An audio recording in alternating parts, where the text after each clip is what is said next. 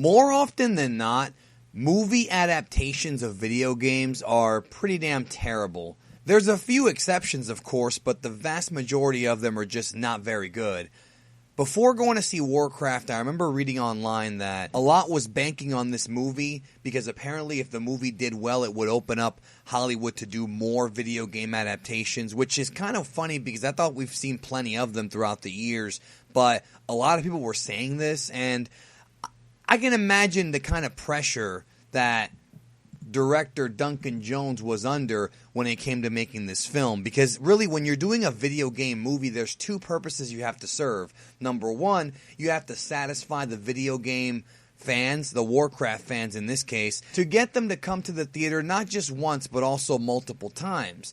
And you also have to satisfy the casual moviegoers and possibly convert them into being fans of Warcraft and playing the games. This was quite the challenge, and to be honest, after seeing the film, I personally had a good time watching the film. However, I think the former applied more than the latter. I never really was big into World of Warcraft because when it was at the height of its popularity, I was actually seeing friendships dissolve right in front of me. World of Warcraft at the time, and I'm talking about in the mid-2000s, early 2000s when it first came out and started to really push the MMOs, I saw a lot of my friends disappear. A lot of them were having actual marital issues over the game. Now, again, this is probably more so their issues than the game's, but I try to stay away from it because of how addicting it can be. However, I absolutely love and was addicted to the earlier Warcrafts. I loved Warcraft 1. Well, I liked Warcraft 1. Absolutely loved Warcraft 2. Warcraft 2 and Command and Conquer were my entry into real-time strategy, and I was hooked since I was a kid, and Warcraft 3 was fun as well. So I already came into this movie being very aware of the lore. I knew about the orcs and the humans. I knew about Azeroth. I knew about, Ogrim. I knew these characters. But as I'm watching the film, I couldn't help but think, okay, if you're not familiar with the lore, I could totally see somebody not liking this movie. And I think that's why this thing is so polarizing. Because if you're familiar with the games, the movie, I think, is easy to figure out. But, and again, you're going to notice things, references to the game just like that. But if you've never played the game before and you're a casual moviegoer and you just want to see like a fantasy adventure, you'll have fun with the movie. But I think that, unfortunately, I don't think the movie really did a great job of world building. I thought the visual aspects of the world building, Azeroth, the way that kind of the battles were happening, the way the portal was, everything looked pretty good. Like, it looked fine. And I was worried about this. I was actually very concerned when I saw the trailers that it's going to be a big CGI mess. And to be perfectly honest with you, there was some CGI issues. The movie did look semi-cartoonish.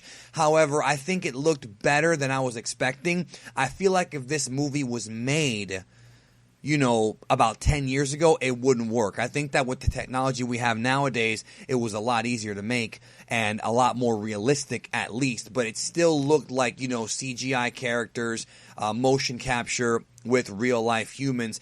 It didn't look as realistic, the orcs that is, as Peter Jackson's Lord of the Rings, which actually used, extras and they used costumes. That looked more realistic. This was pretty much all, motion capture, which looked fine, but just not as realistic as the Peter Jackson version of the orcs. Of course, the Warcraft games were heavily influenced by the Lord of the Rings books. I mean, there's influence everywhere when it comes to those games. Nonetheless, though, like I was saying earlier, somebody who's a casual moviegoer is probably going to get lost.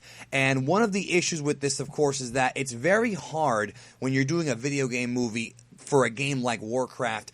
It's very, very challenging to create this world, to do real world building within the confines of a 2-hour movie. It's very difficult. I feel like if maybe this was a television show, I feel like it would have probably come out a lot better. They would have had more time to establish each individual characters. And as a result of that, this movie only scrapes the surface of the Warcraft lore. They did a decent job, but there's so much stuff that we did not see from the video games. Obviously, they're going to make a sequel if this movie does well. I don't think it's doing so well right now. I have to double check that. Warcraft, the beginning, was actually the original intended title for this movie. It's even on IMDb as that, which tells me they're going to make more. But of course, there'll be challenges there as well, because they still have to build up a little bit more of the world. They did a decent job, but just I don't think it was a good enough job. Also, one other issue I had with this film is that even though I was familiar with the names of the characters and kind of the kingdoms and things like that, I was very much disconnected emotionally. I thought the performances were okay. I didn't think they were that great. I think Paula Patton as Garona was probably the most, I guess, relatable character in the film. And I thought that the performance of Gul'dan by Daniel Wu was very good. But I found myself not being emotionally attached and kind of checking out mentally, and I had to kind of shake myself to get back into the movie, which to me is a big con. I mean, I got to be honest. You're talking to somebody who's played the games, and I still was just emotionally disconnected, so I can't even imagine how tough it would be for the casual moviegoer who has no idea what's going on. Also, this is not really a spoiler, but they did a very good job of establishing that the orcs themselves and the humans were not good guy or bad guy, because in the games, both, I guess, groups, or, you know, you pick, if you haven't played the game before, you can pick whichever one you want to play. I'm talking about the old school Warcraft games. You can pick humans and orcs. They have their own campaign.